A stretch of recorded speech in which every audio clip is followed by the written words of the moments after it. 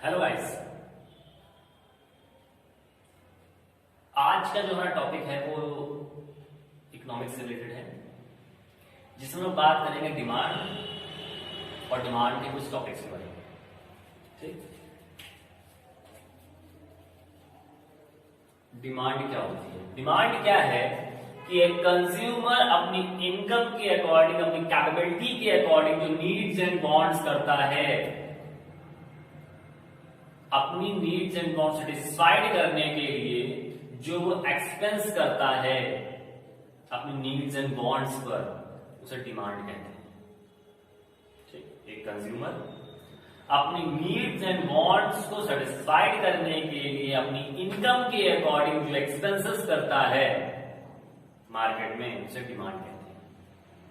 ठीक है, डिमांड होती है दो टाइप्स की। एक होती है इंडिविजुअल डिमांड, एक होती है मार्केट डिमांड। इंडिविजुअल डिमांड क्या होती है? जब कोई एक कंज्यूमर मांग कर रहा है किसी गुड्स की, तो उसे कहते हैं इंडिविजुअल डिमांड। ठीक, अब इंडिविजुअल डिमांड क्या है कि एक कंज्यूमर ने है मार्केट में गया, एक चीज खरीद लाया, तो वो हो गई इंडिविजुअल डिमांड। लेकिन जब बहुत से कंज्यूमर्स मिल करके किसी प्रोडक्ट का डिमांड करते हैं, वो कहलाती है मार्केट डिमांड। ठीक, आगे बढ़ते हैं। लॉ ऑफ डिमांड बहुत इंपॉर्टेंट टॉपिक है कि इस चीज का law of demand. Law of demand, मांग का नियम क्या होता है? तो सीधी सीधी बात है, अन्य सभी कारणों, दैट मीन्स जो डिमांड होती है किसी न किसी कारण से होती है। ठीक, तो अन्य सभी कारणों को छोड़ करके, उन्हें स्थिर करके, उन्हें फिक्स कर दो, उन्हें कोई चेंजमेंट नहीं करना है। केवल चेंजमेंट जो होगा वो चेंजमेंट होना चाहिए प्राइस में और उसकी डिमांड में। कि वो फैक्टर्स बहुत से होते हैं, अगर फैक्टर्स बताऊंगा कि फैक्टर्स कौन कौन से होते हैं, लेकिन यहां पर अगर मैं एक फैक्टर की बात करनी है वो होता है px, price of a commodity, जिसका रिलेशन दिखाना है हमें डिमांड से। मतलब किसी प्राइस की कीमत कम होने, कोई प्रोडक्ट है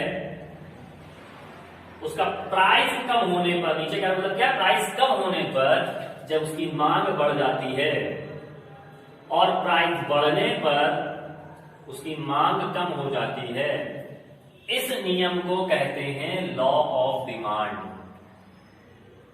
ठीक, एक्सेप्शन केसेस होते हैं, वो उनकी बात करूंगा, लेकिन जो मांग का नियम है वो मेन इतना है कि अगर आपकी प्राइस कम हो गई किसी प्रोडक्ट की, तो उसकी मांग बढ़ जाएगी, और अगर किसी प्रोडक्ट की, उसी प्रोडक्ट की अगर प्राइस बढ़ जाता है तो उसकी मांग घट जाती है, जिसे हम लोग लॉ ऑफ डिमांड कहते हैं। ठीक, तो ये प्राइस जो था वो एक फैक्टर था। अब हम बात करेंगे डिफरेंट फैक्टर्स की, मींस जो अदर फैक्टर्स होते हैं। तो अदर फैक्टर्स कौन कौन से होते हैं उनकी अगर बात करते हैं हम लोग।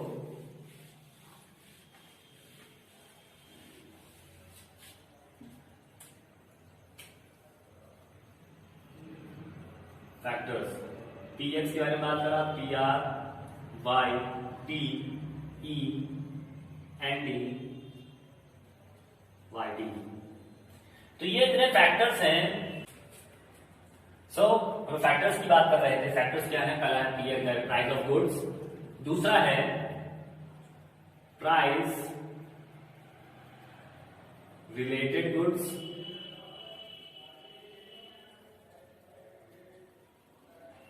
Income of consumer,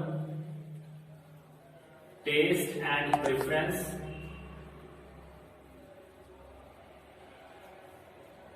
expectation,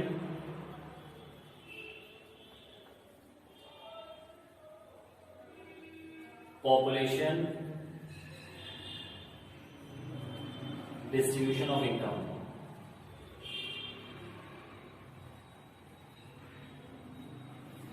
price of commodity दो होती हैं, एक होती है सप्लीमेंट्री गुड्स,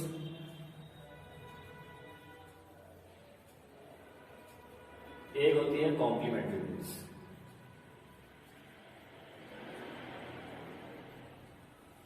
तो प्राइस ऑफ गुड्स की बात कर चुके हैं।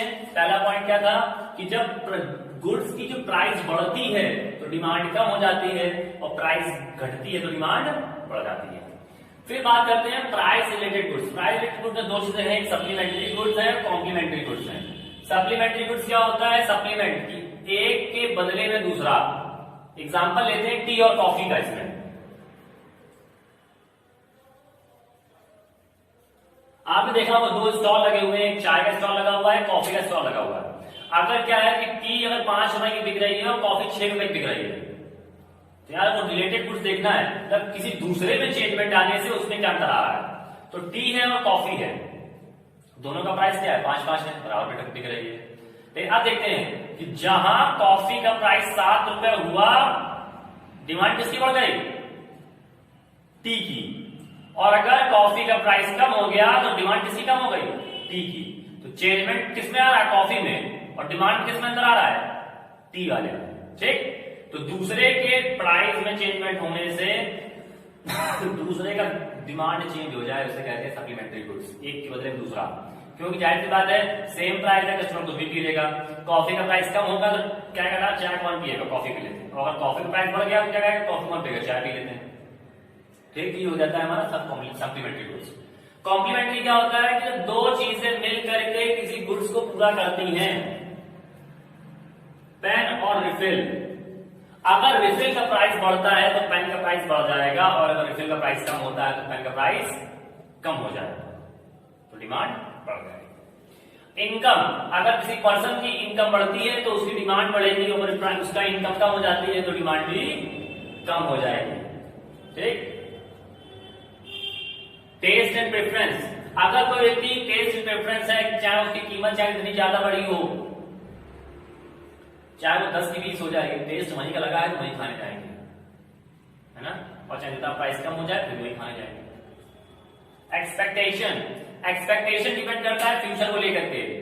आगे आने वाले समय में भूकंप आने वाली है, बाढ़ आने वाली है, तो क्या बारिश होने वाली है तो छतरी का इंतजाम पहले से कर लेंगे।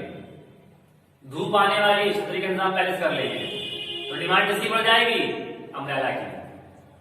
पॉपुलेशन, जहां की पॉपुलेशन ज्यादा होगी वहां डिमांड ज्यादा होगी, जहां की पॉपुलेशन कम होगी वहां की डिमांड कम होगी। इसीलिए जितने सेलर्स होते हैं वो सब ऐसी जगह दुकान खोलते हैं जहां की पॉपुलेशन ज्यादा होती है, ताकि डिमांड भी ज्यादा हो सके।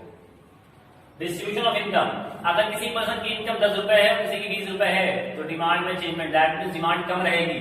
और अगर सभी की इनकम 10 रुपए है या सभी की इनकम 20 रुपए है तो डिमांड ज्यादा रहेगी। अगर इक्वल डिस्ट्रीब्यूशन ऑफ इनकम होता है तो डिमांड हमेशा ज्यादा रहती है। क्लियर हुआ ये सारी चीजें? तो ये सारे हमारे फैक्टर्स थे जिनको मैंने इंट्रोड्यूस करवाया है आपको, और भी आगे टॉपिक्स बनाता रहूंगा, लाता रहूंगा आप लोगों के लिए, और सिंपल तरीके से समझाने की कोशिश करता रहूंगा। Thank you.